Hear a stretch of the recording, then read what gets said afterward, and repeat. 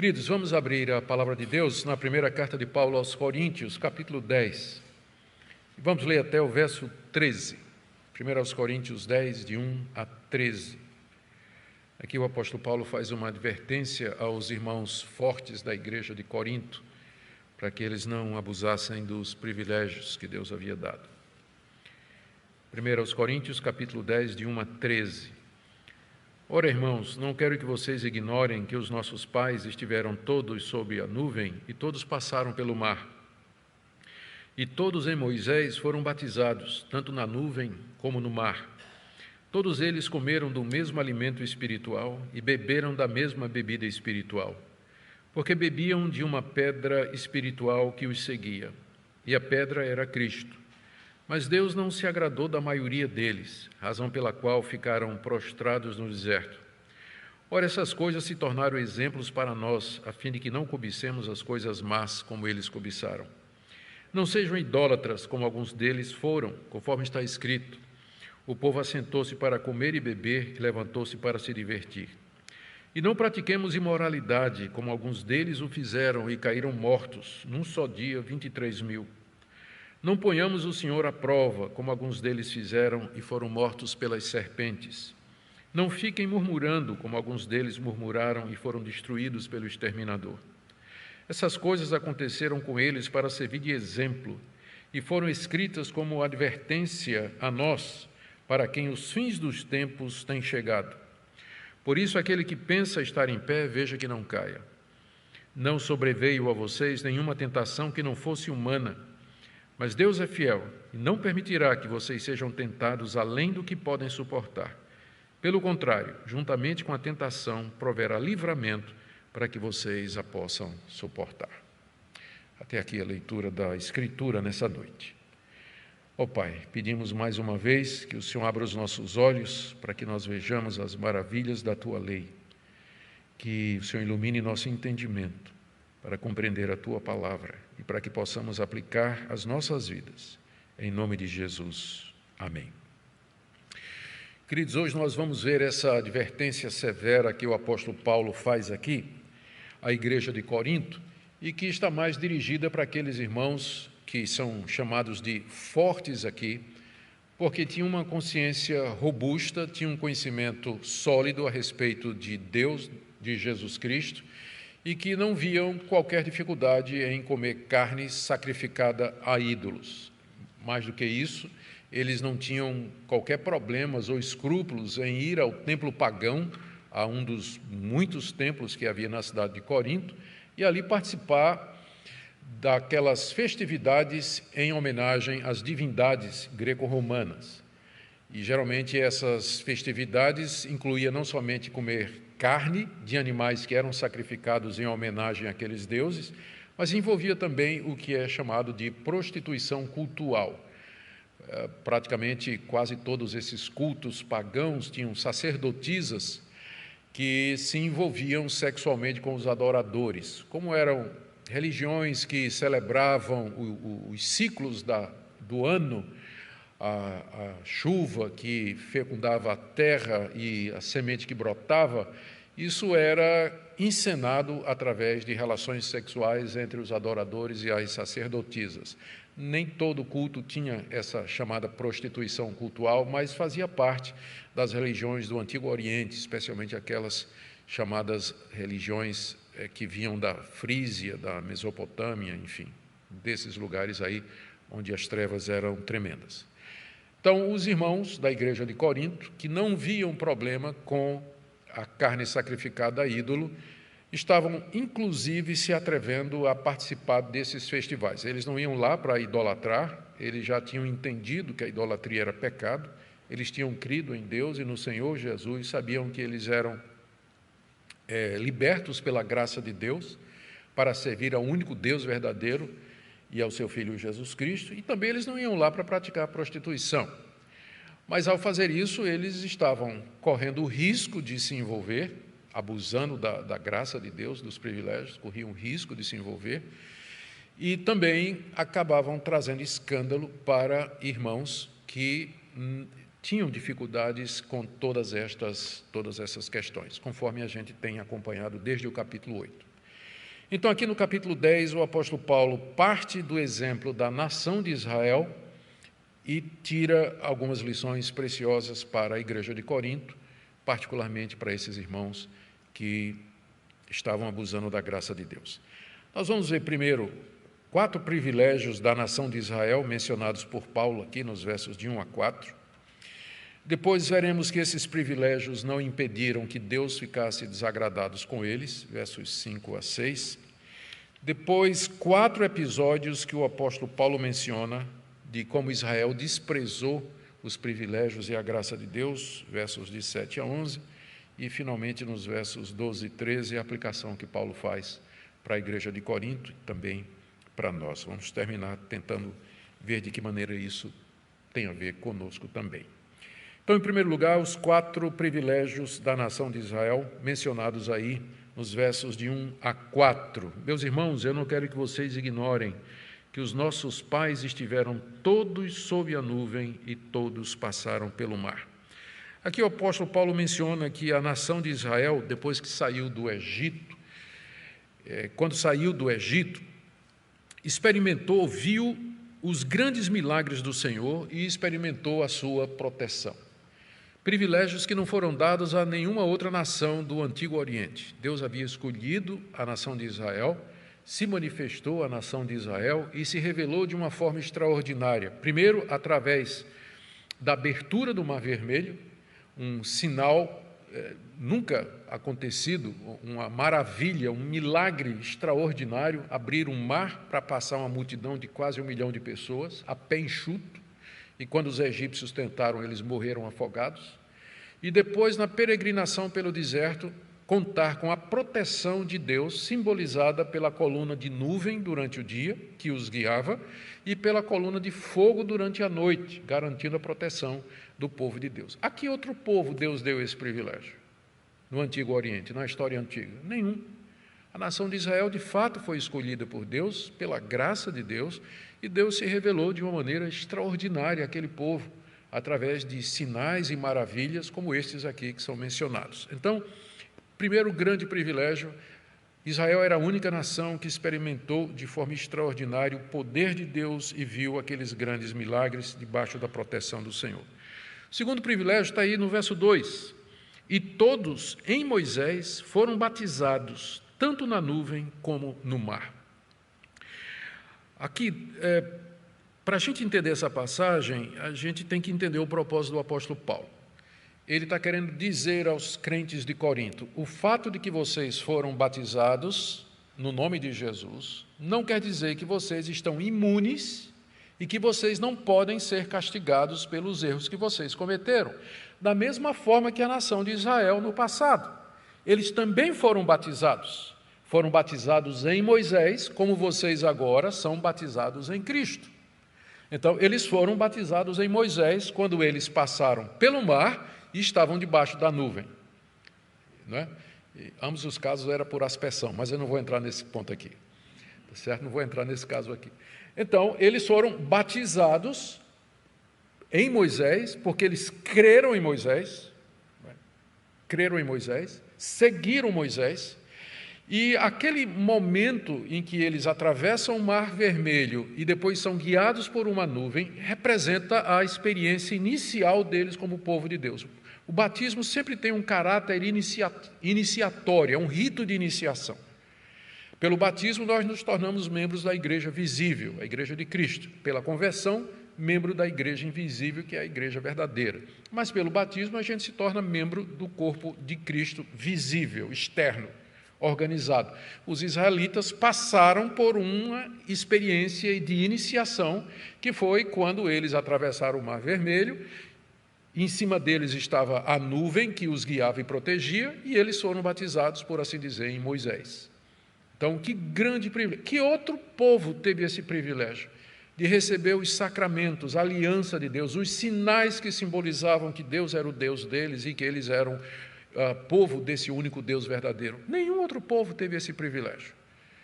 E eles, assim, se tornaram ou começaram a sua peregrinação na presença de Deus, tendo estes prodígios e estes sinais como confirmação. Mas não só isso. No verso 3, terceiro lugar, Paulo diz assim: todos eles comeram do mesmo alimento espiritual. Ele falou de batismo e agora vai falar da ceia, né? Comeram do mesmo manjar espiritual. Ele está se referindo ao maná, o pão do céu. É chamado de espiritual, não em contraste a alguma coisa física, mas espiritual porque procedeu de Deus. Deus mandou do céu aquele pão. Espiritual porque ele simbolizava o alimento espiritual que Deus haveria de dar na pessoa do seu filho, o Messias. É uma figura do Messias. O maná representava Cristo, o pão da vida. Cristo vai se referir ao maná dessa forma, lá no Evangelho de João, dizendo assim: Moisés deu a vocês o pão do céu, mas meu Pai dá a vocês agora o pão da vida, que sou eu. Então ele faz essa analogia, Jesus, de onde a gente entende que quando Paulo diz aqui que eles comeram do mesmo manjar, do mesmo alimento espiritual, a referência é ao maná como símbolo e tipo da carne de Cristo, o pão da vida. Mas não para aí, no verso 4, e beberam da mesma bebida espiritual, porque bebiam de uma pedra espiritual que os seguia, e a pedra era Cristo.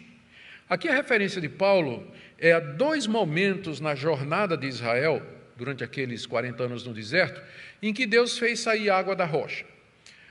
O primeiro episódio está lá no início da jornada no deserto, num local chamado Massá. Você pode ler depois em Êxodo, capítulo 17, verso 6, o povo estava com sede, não tinha água, começou a reclamar, Deus mandou Moisés bater na rocha, Moisés bateu, saiu água, satisfez todo mundo. Cerca de 40 anos depois, o mesmo episódio acontece, o povo com sede, não tem o que beber, eles estavam agora em Meribá. Deus diz: fala a rocha. E Moisés, com raiva, bateu na rocha 2 vezes, né? O que inclusive custou a entrada dele na terra. Ele não entrou na terra por conta disso, ele devia ter falado a rocha.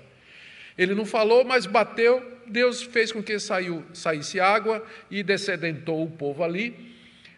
E aí você tem 2 episódios da água saindo da rocha. No início, está lá em Êxodo capítulo 17, verso 6, e no final da peregrinação, em Números capítulo 20, verso 11. Massá e Meribá.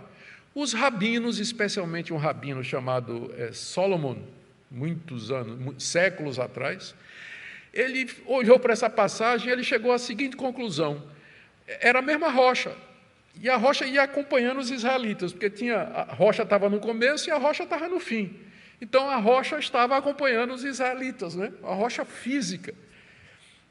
O apóstolo Paulo conhecia essa tradição e essa interpretação, só que ele diz que não tinha nenhuma rocha física seguindo, mas Cristo, que é a água da vida, Cristo, que é a rocha, ele estava acompanhando a nação de Israel. Não é isso aqui, verso 4, beberam da mesma bebida espiritual, da mesma forma que o maná apontava para a carne de Cristo, o pão da vida, a água que saía da rocha aponta para o seu sangue. Lembrando o episódio lá relatado no Evangelho de João, quando o soldado abre o lado de Jesus com a lança que sai sangue e água, como a rocha ferida no deserto. Como a rocha ferida no deserto.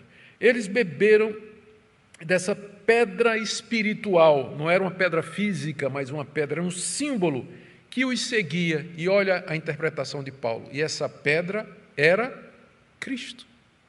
Não é que era a pessoa de Cristo fisicamente lá, mas ela apontava para Cristo, era um tipo, era uma figura de Cristo.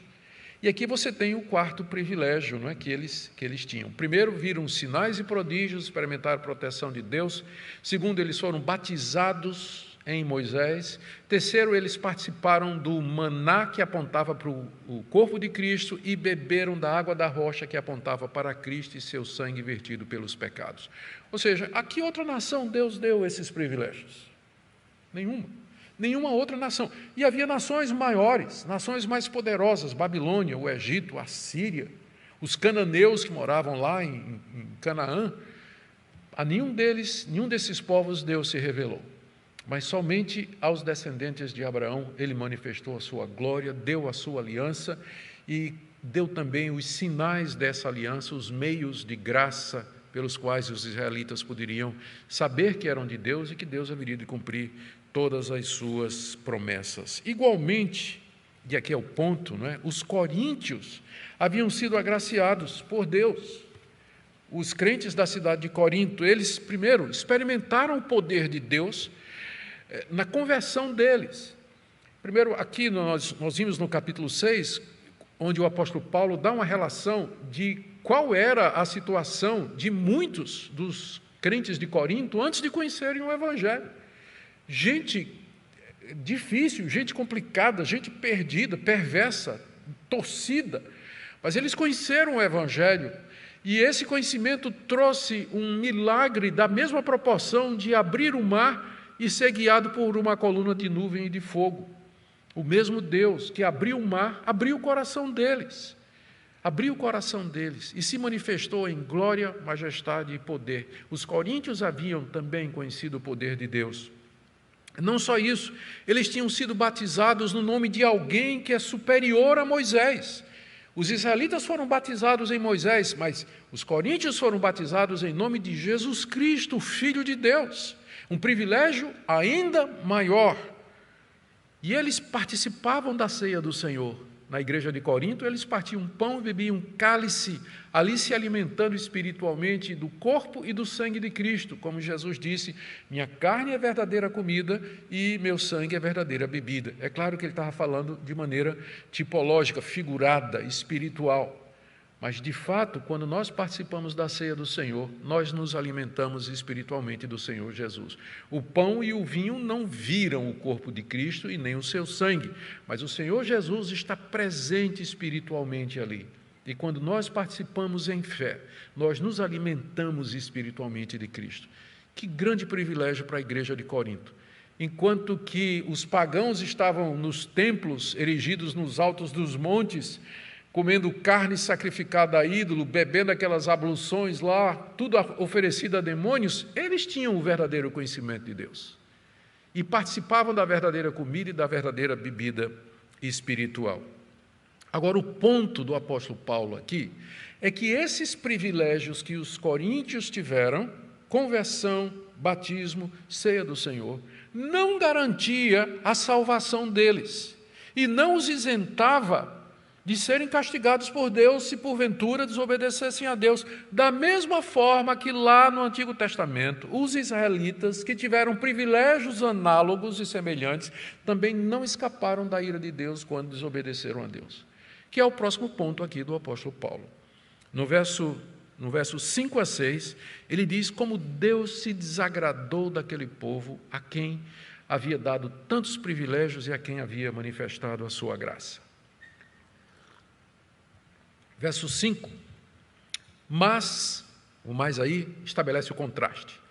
Deus deu todos aqueles privilégios, mas, vem aí o mas, Deus não se agradou da maioria deles. Note aqui a comparação. Nos versos anteriores, verso 1, todos passaram pelo mar. Verso 2, todos foram batizados. Verso 3, todos comeram do mesmo alimento. Verso 4, todos beberam da mesma água, mas Deus não se agradou da maioria. Pela graça de Deus, Josué e Calebe, não foram todos, né, que incorreram no agrado de Deus. Sempre tem um remanescente fiel, mas Deus não se agradou da maioria deles. Aqui é uma referência do apóstolo Paulo, aquele episódio dos espias que vocês depois podem ler em Números capítulo 13 e capítulo 14. Deus mandou que Moisés enviasse 12 espias, um de cada tribo, para fazer uma análise militar e adquirir informação, inteligência militar da terra de Canaã, para saber qual a melhor maneira de atacar e conquistar aqueles povos. Os espias foram, fizeram o reconhecimento, recolheram inteligência militar, trouxeram inclusive amostras da fartura da terra. Diz lá que tinha um cacho de uva tão grande que tinha que ser assim no braço, nos ombros de dois, não é? Para poder carregar. E quando os espias chegaram, eles disseram ao povo, deram o relatório e disseram ao povo: olha, a terra de fato é maravilhosa, mana leite e mel, uma terra frutífera, uma terra de fontes, de árvores, é uma terra frondosa, tem pasto, tem tudo. Só tem um problema: nós vimos lá os gigantes, os filhos de Enaque, que 3 metros de altura. Nós somos como que gafanhoto diante dele. Eles estão armados, as cidades são muradas, e nós não vamos vencer, não. Nós não vamos conseguir. E aí, Josué e Caleb, especialmente Josué, disse, não, nós vamos sim, Deus vai nos dar a vitória, e o povo desanimou. Aí o povo começou a chorar, começou a reclamar, por que Deus nos tirou lá da terra do Egito para nos fazer morrer na mão desse pessoal aqui? Era melhor ter deixado a gente morrer lá no Egito. O povo começou a murmurar, a reclamar de Deus.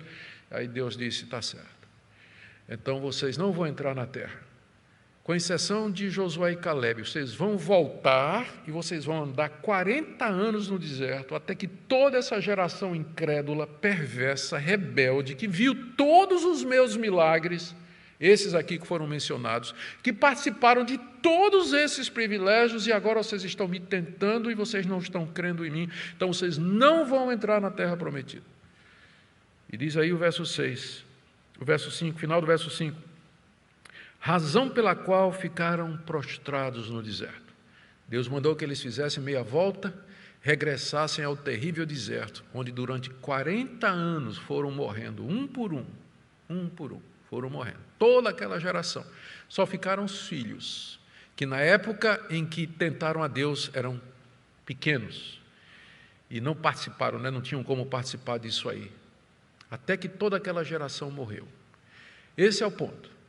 E é isso que aqui Paulo está querendo dizer a Israel, que o fato de que eles tinham tido todos aqueles privilégios não impediu o juízo de Deus sobre eles, quando eles se revoltaram contra Deus, não acreditaram em Deus e desprezaram os sinais da misericórdia de Deus. Tudo aquilo que eles viram, aquilo que experimentaram, o maná, a água e tantos outros sinais da providência de Deus. Isso tudo, diz Paulo aqui no verso 6, se tornou exemplo para nós. Ora, estas coisas se tornaram exemplos para nós, a fim de que não cobicemos as coisas mais como eles cobiçaram. Eles cobiçaram as coisas mais. O que é que eles cobiçaram lá no deserto? Eu quero, que saudade das cebolas do Egito. Que saudade lá dos alhos do Egito.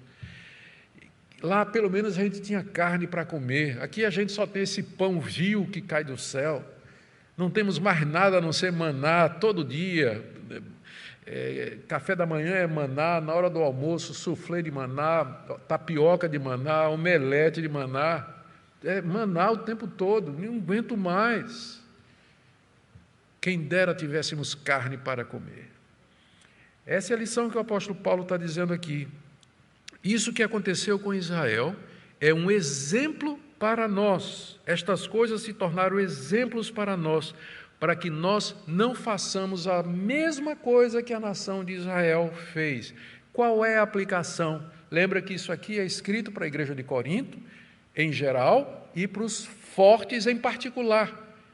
Vocês fortes que ficam cobiçando essa carne oferecida aos ídolos, a carne da melhor qualidade, porque os pagãos ofereciam, como os judeus também, o melhor dos seus rebanhos para os seus deuses. Vocês ficam cobiçando essas coisas. Vai acontecer com vocês a mesma coisa que aconteceu com Israel no passado, se vocês continuarem a cobiçar essas coisas que vocês não devem fazer. É uma advertência severa àqueles irmãos que se diziam fortes e que não viam problema nenhum em se aventurar no templo pagão. Agora, do verso 7 a 11, Paulo, para ilustrar bem isso, ele disse que essas coisas se tornaram exemplo para nós, a fim de que não cobicemos as coisas mais como eles cobiçaram. Ele cita 4 episódios daquela peregrinação no deserto, 40 anos, que ilustra bem isso que ele falou aqui. Primeiro, o episódio do bezerro de ouro, verso 7. Não sejam idólatras, que é o que vai acontecer se vocês continuarem a ir para o templo pagão. Não sejam idólatras, como alguns deles foram, conforme está escrito.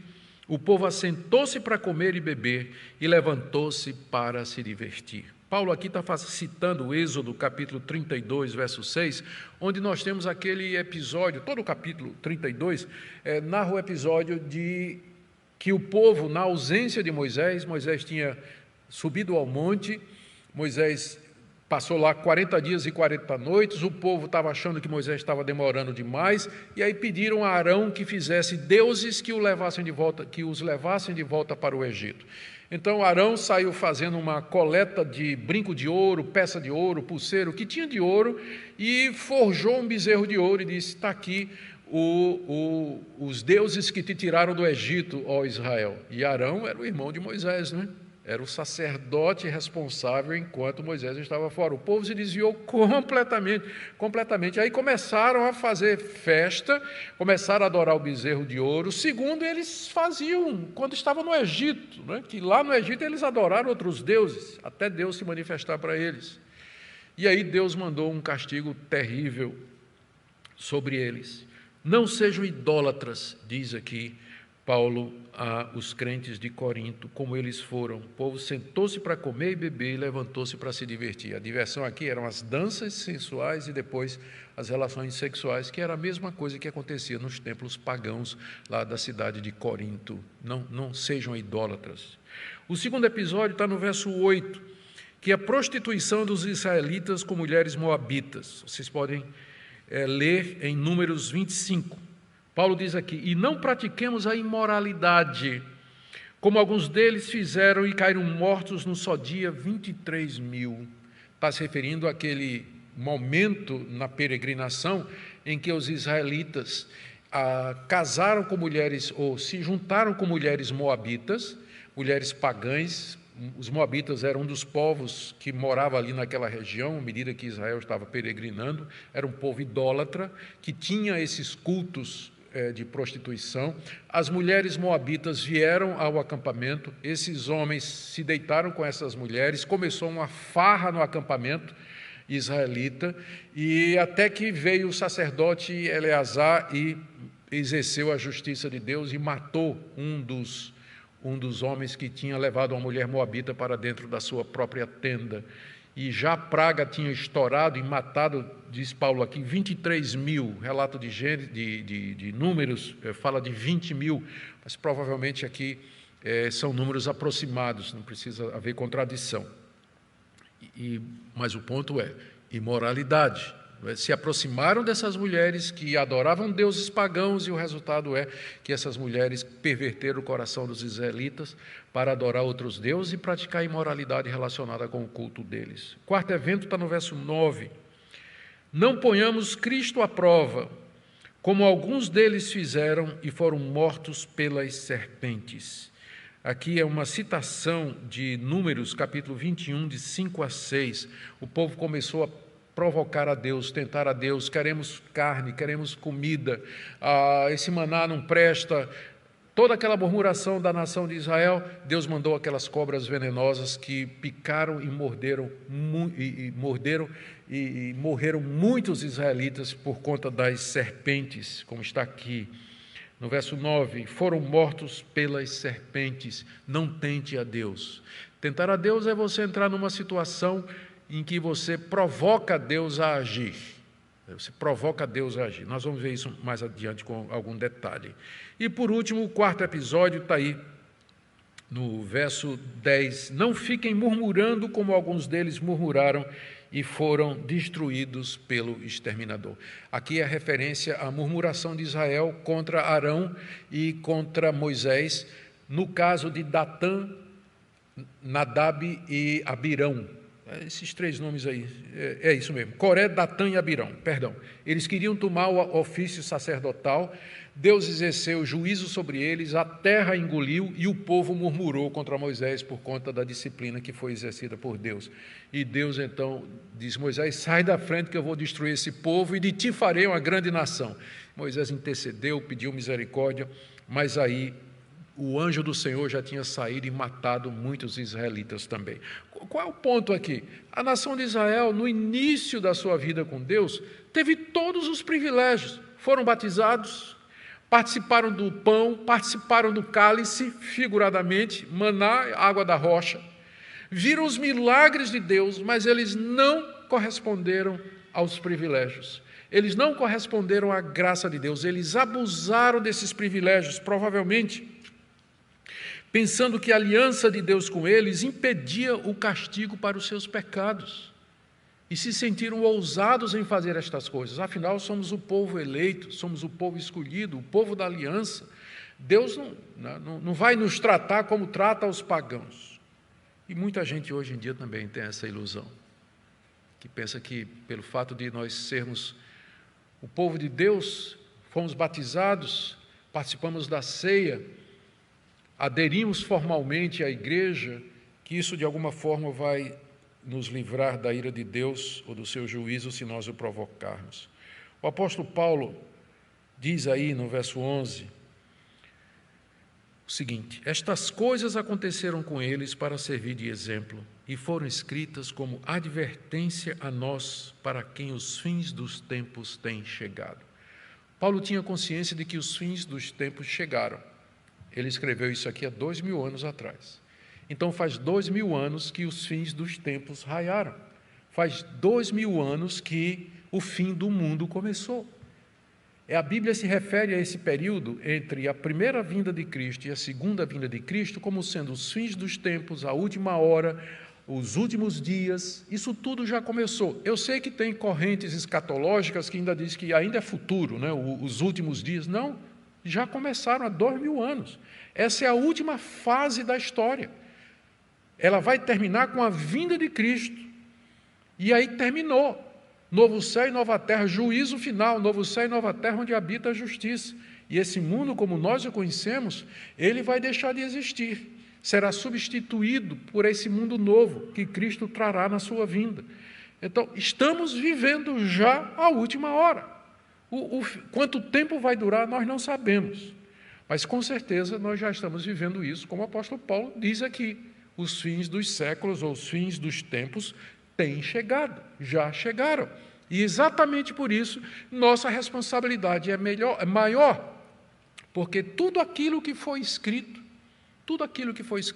a história de Israel, a lei, os profetas, tudo o que foi escrito para nós, o povo que vive na última época, na última etapa do plano da redenção. Por isso que é importante estudar o Antigo Testamento. Por isso que é importante conhecer a sua história. Vou falar um pouco mais sobre isso daqui para frente. E aqui Paulo termina fazendo uma aplicação de tudo isso à situação de Corinto. No verso 12 ele diz: por isso, à luz de tudo isso aí que eu acabei de expor, diz o apóstolo Paulo, aquele que pensa estar em pé, veja que não caia. Ele está falando dos fortes. Os fortes achavam que estavam em pé. Ou seja, que estavam bem, que estavam seguros, que estavam firmes. Eles não tinham caído, não tinham dificuldade em andar, ou não viam qualquer obstáculo diante deles. Estavam em pé e caminhando. Paulo diz para ele: cuidado que você não caia. Você está muito seguro no seu conhecimento, você está muito tranquilo a respeito da graça de Deus, mas cuidado para você não cair, porque a queda vem para todos. Não há nenhum crente tão firme que ele não possa cair, que ele não possa tropeçar.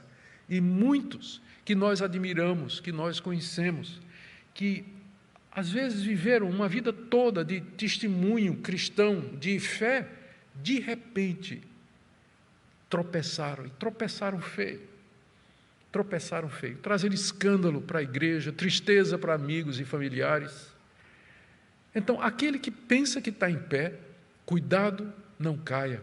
Advertência para aqueles irmãos que achavam que estavam protegidos, eram fortes o suficiente para entrar no templo pagão, para comer carne sacrificada com seus amigos, dizendo assim: eu nunca vou praticar idolatria, eu vou lá só comer carne com os meus amigos, lá no templo pagão, a melhor carne da cidade. E eu não vou praticar idolatria, nem vou me deitar com aquelas mulheres lá, de forma nenhuma. Eu vou lá só para... eu estou seguro. Não são poucos os que achavam que estavam seguros e foram cutucar a onça com vara curta, né? Como a gente diz. E aí o resultado é isso aí. Para cachorro novo, estava entrando muito no mato. Cachorro novo que não tem experiência entra muito no mato e a onça pega. É o caso desses irmãos aqui. Eles achavam que estavam de pé, que estavam bem, e o resultado era que eles estavam se colocando numa situação de perigo. O verso 13, ele tem que ser entendido à luz do que Paulo está dizendo aqui. Não sobreveio a vocês nenhuma tentação que não fosse humana, mas Deus é fiel e não permitirá que vocês sejam tentados além do que podem suportar. Pelo contrário, juntamente com a tentação, proverá livramento para que vocês a possam suportar. Tem um contraste aqui entre o verso 12 e o verso 13. No verso 13, Paulo está dizendo que Deus promete nos ajudar quando nós formos tentados. Quando a tentação vem a nós, a gente não pediu, a gente não procurou, está servindo a Deus, está vivendo nossa vida, a tentação vem, a gente sabe que ela vem de vários lados, a tentação vem. Deus promete algumas coisas. Primeiro, a tentação que vem sobre você, ela é humana, quer dizer, ela é comum à raça humana, não é só você que está passando por isso, todo mundo passa por isso. Deus não vai permitir que você seja tentado mais do que Ele permite que as outras pessoas são. É uma tentação que é comum aos seres humanos. Então não fique dizendo assim, eu estou passando por um problema, estou sendo tentado mais do que qualquer pessoa já foi nesse mundo. Não, meu irmão. Toda tentação é humana, ou seja, é comum, todos os seres humanos passam exatamente por esse tipo de tentação, a mesma tentação que você está passando. Então, primeira coisa, Deus promete que a tentação será humana, não vai ser sobrenatural. É a segunda coisa que ele diz, né? Ele não vai permitir que vocês sejam tentados além do que vocês podem suportar. Deus pode prometer isso porque ele controla o diabo. O diabo é o diabo de Deus, como já dizia Lutero, né? Deus só pode prometer isso se ele tiver controle sobre o diabo. Quando ele diz assim, eu não vou permitir que você seja tentado mais do que você pode suportar. Deus só pode fazer isso se ele tiver na mão a corrente que está segurada o diabo, né? E aí ele diz, o diabo só vai até onde eu deixo. O diabo não tenta você mais do que eu permito. Ele só vai até onde eu deixo. O diabo não é Deus. O diabo não tem o mesmo poder de Deus. É um anjo caído, debaixo do domínio e do controle de Deus. Ele só vai onde Deus permite. E que tranquilidade isso nos dá, não é? Que segurança saber isso. A terceira promessa está aí no final do verso 3, que Deus diz que com a tentação Ele proverá livramento para que você possa suportar. E eu sei que vocês já experimentaram isso muitas vezes na vida. Situação de provação, de dificuldade, de repente uma porta aberta. De repente alguém, uma circunstância, um fato acontece e você é livre daquela provação e daquela tentação. Que promessa maravilhosa, não é? Agora note, essa promessa de Deus, ela é feita quando a tentação vem. Agora, se você procura a tentação, se você entra numa situação em que você se coloca vulnerável, quando você dá lugar ao diabo, quando você dá lugar à carne, quando você anda com determinadas pessoas, vai a determinados lugares, se mete em determinados negócios, não tem promessa nenhuma. Nenhuma dessas promessas vale. É o que Paulo está dizendo aos fortes. Se vocês forem para o templo pagão só comer carne, não chegue lá dizendo, Deus, eu vou entrar aqui no templo pagão para comer carne durante os festivais, eu peço que o Senhor me proteja. Não me deixe cair em tentação. Você está dizendo, não me deixe cair em tentação, e você está caminhando para dentro da tentação. Então, isso é tentar a Deus, que é o que os israelitas fizeram no deserto. Você tentar a Deus. Jesus ensinou a gente a orar assim, não nos deixes cair em tentação. Essa oração significa que eu vou fazer todo o possível para não entrar em tentação. Não vou dar a segunda olhada, não é? Já falamos aqui sobre a segunda olhada. Eu não vou andar com determinadas pessoas que são a tentação para mim. Eu não vou namorar determinadas pessoas porque eu sei em que é que esse namoro vai dar. Eu não vou fazer sociedade com determinadas pessoas porque eu sei em que é que isso vai dar. Eu não vou para determinados lugares porque lá eu vou estar vulnerável, eu vou estar sensível, eu vou ser uma presa fácil da tentação. Então, nesses casos, você não é a mesma coisa, é o que o diabo disse a Jesus, pula de cima para baixo, porque Deus vem lhe socorrer. É a mesma coisa de você pular e dizer assim, Deus, eu vou pular, o Senhor manda um anjo. Você está tentando a Deus, Deus colocou leis no mundo, e você está quebrando uma delas. Você não pode querer que Deus venha lhe socorrer quando você voluntariamente, conscientemente, quebra uma lei de Deus, pula do alto de um prédio, dizendo assim: Deus, venha me socorrer, manda um anjo. É a mesma coisa. No mundo espiritual funciona da mesma forma. Deus promete nos dar o livramento, Deus promete que Ele vai segurar o tentador, mas quando a tentação vem sobre mim, quando você se mete na tentação, quando você vai procurar sarna para se coçar, você não pode fazer essa oração: Deus me livra, porque é tentar a Deus. É tentar a Deus. Vamos fazer algumas aplicações aqui para nós, queridos. Primeiro, caminhando para o fim, a importância do Antigo Testamento para nós. Perceberam como as experiências de Israel servem de ensino, exemplo e advertência para nós hoje? Ainda mais porque nós estamos vivendo os últimos tempos. A importância de ler a Escritura, estudar o Antigo Testamento e ver que é um livro maravilhoso e que é a base para a gente entender o Novo. Sem o conhecimento do Antigo Testamento, não tem como você entender o Novo Testamento na sua plenitude. Também, queridos, quantos privilégios Deus nos deu. Vamos meditar nisso. Que outro povo na terra conhece o verdadeiro Deus? Tem o sinal da sua aliança. Foi batizado no nome do seu Filho. Participa daquilo que a Bíblia chama da carne e do sangue do seu Filho espiritualmente para nos alimentar. Conhecemos a sua vontade, temos a sua Bíblia, a sua revelação. Quantos privilégios Deus tem dado para nós. Também pensemos aqui, como fica claro dessa passagem, né? A unidade entre o povo de Deus do Antigo Testamento e o povo de Deus do Novo Testamento. É o mesmo povo, perceberam? É o mesmo povo. Só que no Antigo Testamento era um povo que foi ministrado numa dispensação onde tinha tipos, figuras, emblemas, como esses que nós vimos, enquanto que no Novo é o cumprimento de tudo isso. Antigo Testamento promessa, Novo Testamento cumprimento. Antigo Testamento tipo, Novo Testamento antítipo. Mas é o mesmo povo, as mesmas ordenanças, os mesmos sacramentos, as mesmas promessas. Deus não tem dois povos. Um do Antigo Testamento e outro do Novo. Sempre foi um povo só, uma única salvação, uma única aliança. Isso aqui está claro, né, do que a gente viu aqui. Quarto lugar, não provoquemos nem tentemos a Deus nos colocando em situações potencialmente perigosas para a nossa vida espiritual. Eu vou deixar que você aplique isso à sua própria vida, em vez de tentar fazer exemplos aqui. E por último, a necessidade de andarmos humildemente diante de Deus, aquele que pensa estar em pé, cuidado, não caia. Meu irmão, você nunca está tão firme que você não possa cair.